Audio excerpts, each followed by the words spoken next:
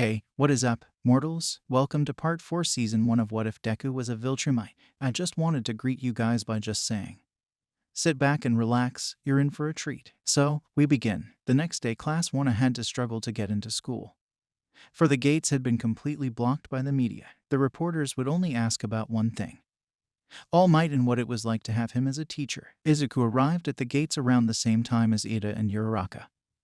And they all stared at the scene with a little shock. As a lot of reporters, Ida commented, unsure of what more to say. Yeah, how are we supposed to get in? Uraraka then asked, her voice clearly showing her shock. The teens then went silent, trying to figure something out.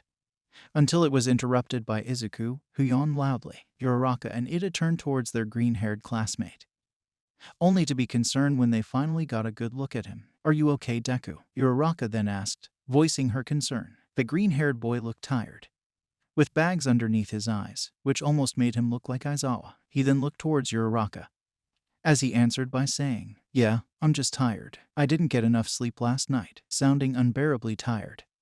Before yawning again, Uraraka was more shocked by this, wondering what had kept Izuku up for so long, but she didn't get to voice it before Ida said, that's not good for your health. Midoriya, what kept you up so late anyway? With a voice that sounded like he was scolding Izuku, the green-haired boy looked even more tired than before, as tried to think of an answer. The reason that he had been up was because of his father. Nolan had spent nearly the entire night trying to teach Izuku how to break the sound barrier while flying. Nolan had been aware of the fact that Izuku had school the next day, but he didn't seem to care. Of course, his mother wouldn't allow for any more late-night training when she finds out. But right now he needed an excuse. I was helping my dad with work, Izuku eventually said, still sounding tired. While the part about work was a lie, he was with his father, so, in a way, there was some truth to what he said. Ida and Uraraka seemed to buy this, but it still had them confused. What does your dad do? And what does he need your help with? Uraraka then asked, sounding a little curious. Izuku's eyes went wide upon hearing this, as if he was finally awake. He hadn't expected this question, and it wasn't good for him. His father didn't work as a pro hero, for he didn't care to get a license after coming to Earth. He was a writer. So for what reason would he need Izuku's help for almost the entire night? Izuku desperately tried to come up with an answer, but it turned out that he didn't need to. His save and grace was the media, who came rushing at them when realizing that they were UA students. The teens almost began to panic upon seeing this, for they had hoped to avoid the media. They tried to think of a means to escape, and that is when Izuku spoke up. Grab on, he shouted. The other two looked confused, but they decided to do as he said. Next thing they knew, they were flying. Ida and Uraraka almost began to panic, for Izuku had taken off from the ground without any warning. They carefully floated over the sea of reporters, over the gates of UA, before finally landing. Thanks, but could you maybe give us a heads up next time you decide to do that? Uraraka then asked, sounding a little jarred still. Izuku gave an awkward smile as he scratched the back of his head, but he didn't get to say anything before someone else spoke up. I advise you to refrain from doing that next time, a tired voice said. The teens turned around to see that it was none other than Aizawa,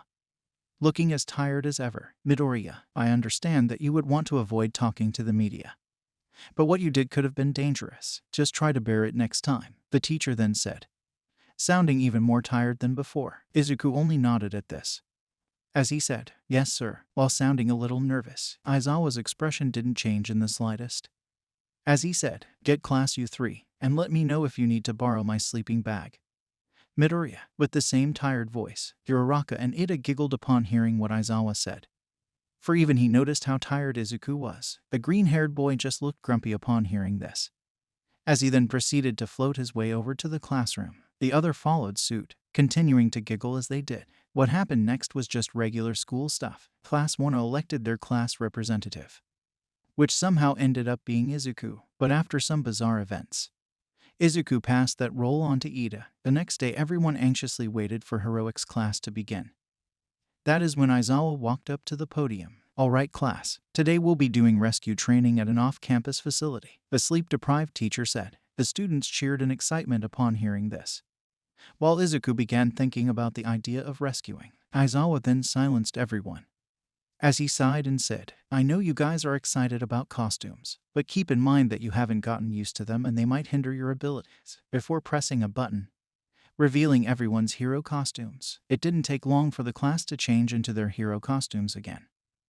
Thus, they quickly boarded the bus that would take them to the facility afterwards. During the bus ride, everyone began talking about their quirks. That is when they eventually got to Izuku. Midoriya. How does your quirk work? Usui asked. Izuku did not expect this question, but what was more unexpected was how everyone responded to this. It turned out that everyone wanted to know the answer to this question. For Izuku had almost too many powers. Well, I have super strength, super speed, flight, and super durability, the green-haired boy answered, remaining as calm as possible. Everyone was surprised to hear this. They imagined that Izuku had some cool abilities. But to describe almost all of them as super almost felt like it was too much. This also confused them, because what they had seen from Izuku so far didn't exactly qualify for the category of super. That is a lot of super for just one person, Kaminari commented, sounding a little comedic as he did. Izuku cringed a little upon hearing this, as he responded by saying, I didn't come up with it, my dad did. With an awkward voice, everyone got intrigued upon hearing this, so Uraraka asked, now that you mention it, you never told me what your dad does, and is your quirk similar to his? With a curious voice, Izuku didn't know what to say. He couldn't tell them that his dad is Omni-Man. That would just cause too much chaos, but what should he say? If he just said that his father was a writer, while also saying that they had the same powers as him, the others would definitely ask too many questions, if they even bought it in the first place. The green-haired boy thought for a second, until he decided that he just needed to say something and hope that they all would buy it. My dad is a travel writer. He's pretty successful too. And yes, our quirks are almost identical to one another, he said, avoiding eye contact and trying to remain as calm as possible. The others were both shocked and confused upon hearing this. It wasn't that Izuku's father was a writer. It was that he had a strong quirk but chose to be a writer. I hope it's not rude to ask, but why did he choose to become a writer? Why didn't he try to become a hero with that quirk of his? Ada then asked, which seemed to be what everyone else was wondering. Izuku didn't have an answer to this, because he didn't know. When his father came to Earth, he just began helping people like a hero. Even after becoming famous as Omni-Man, he didn't get a license. The green-haired boy could only guess why this was, but he imagined that his father just wanted to help the planet without expecting anything in return. If I knew the answer to that question, I would have told you. But I don't, Izuku then said. No one knew how to react to this, for they wanted an answer. They seriously wondered why Izuku's father hadn't tried to be a hero. But they didn't get an answer. Now it was just left to their imagination. And it went to some strange places. Quiet down, we're here, Aizawa then said, abruptly stopping everyone's small talk. The students then exited the bus calmly, before being led into the facility. Upon entering, they were met by someone who looked like an astronaut. The Pro Hero 13. The students who recognized the Pro Hero started to get excited, while Aizawa walked up and asked where All Might was. The teachers lowered their voices as they spoke, but two students still understood enough to realize that All Might had used too much of his time. 13 then returned to the students and explained that the facility was called the Unforeseen Simulation Joint, or USJ for short. It was built to simulate different types of disasters for training purposes. The students awed at the vastness of the facility. As 13 continued to speak, 13 spoke about how quirks are incredible powers that could rescue and save people, but they could just as easily kill people. These words stuck with Izuku, probably more than anyone else. He had incredible powers that could be dangerous. He demonstrated that during Heroes vs. Villains simulation. He wanted to be a hero that can save people, but to do that he first had to learn how to fight someone without injuring them. Izuku listened carefully to 13's words, until they were interrupted by Kirishima, who said, sweet, we even get to have fake villains. While looking towards the center of the facility, everyone got confused upon hearing this. As they turned their attention towards where he was looking, what they saw was a massive group of menacing figures exiting what looked to be a black portal. Izuku did not know what was going on.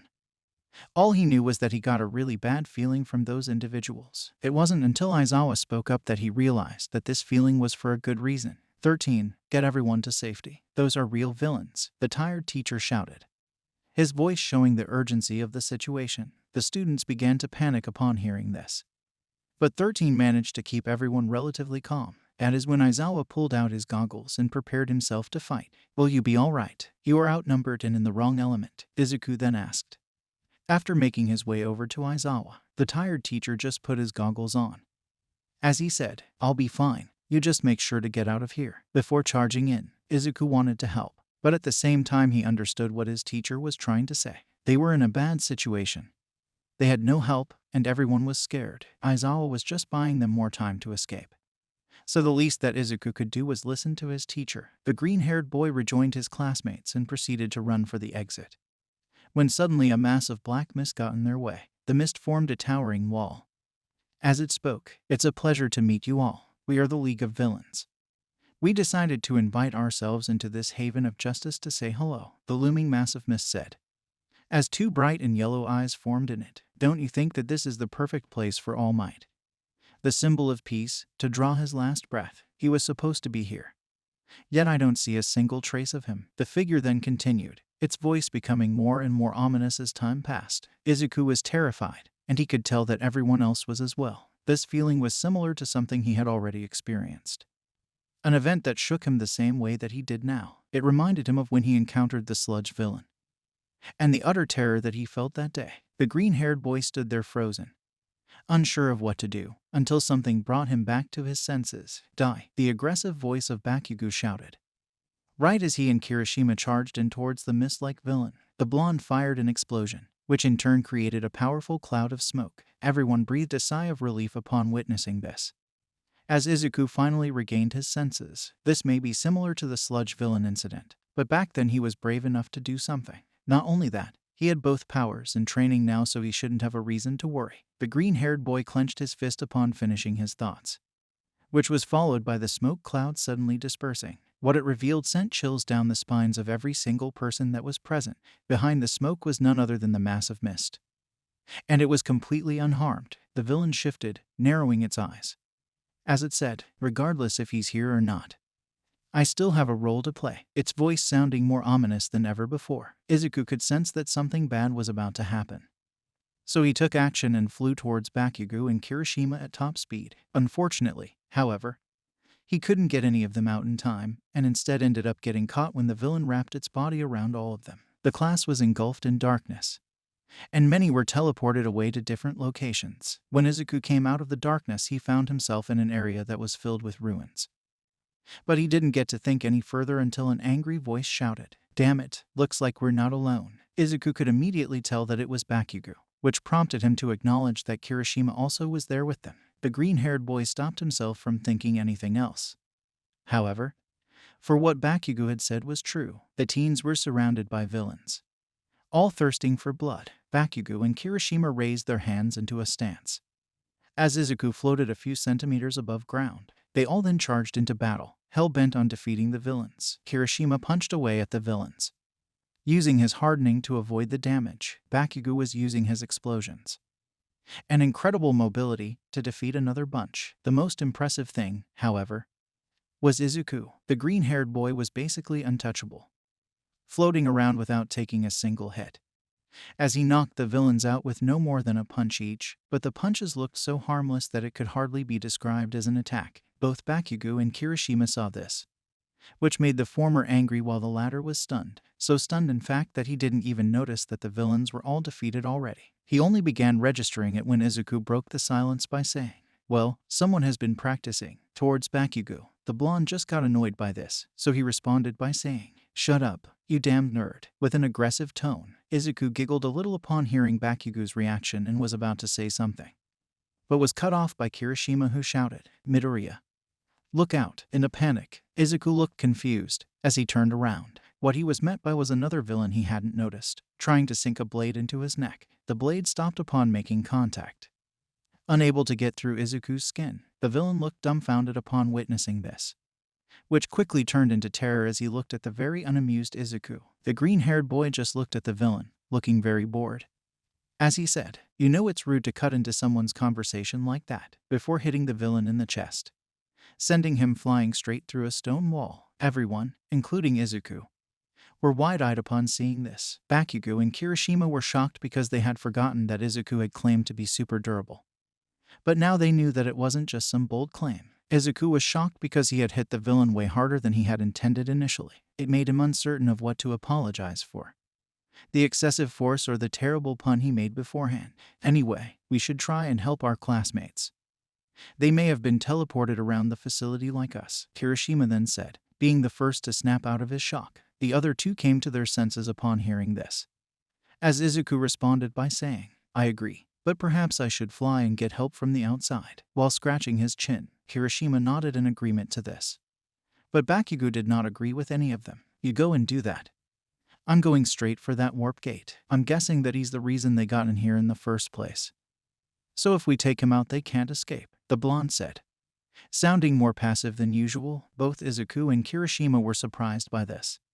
As Bakugo continued, "You can go and get help. But if anyone is still by the entrance, I'm sure that they've already sent out their fastest runner to do so. As for the others across the facility, Deku just showed how weak these villains are, so they won't have any issues with them." With a voice that was too calm to be Bakugo's, the other two looked surprised, because they realized that he was right. Somebody was probably already out to get help. If they find out that it isn't the case, Izuku can just take off at top speed, and the villains were relatively weak and underprepared. The other teens grinned upon this realization. As Kirishima spoke for the both of them, "I'm going with you then. Let's make those bastards regret coming here." With a voice that sounded fired up, Izuku just giggled a little, which didn't go unnoticed by Bakugo. "What's so funny, Deku?" the blonde asked, sounding a little aggressive again. Izuku continued to giggle, as he answered by saying, "Nothing.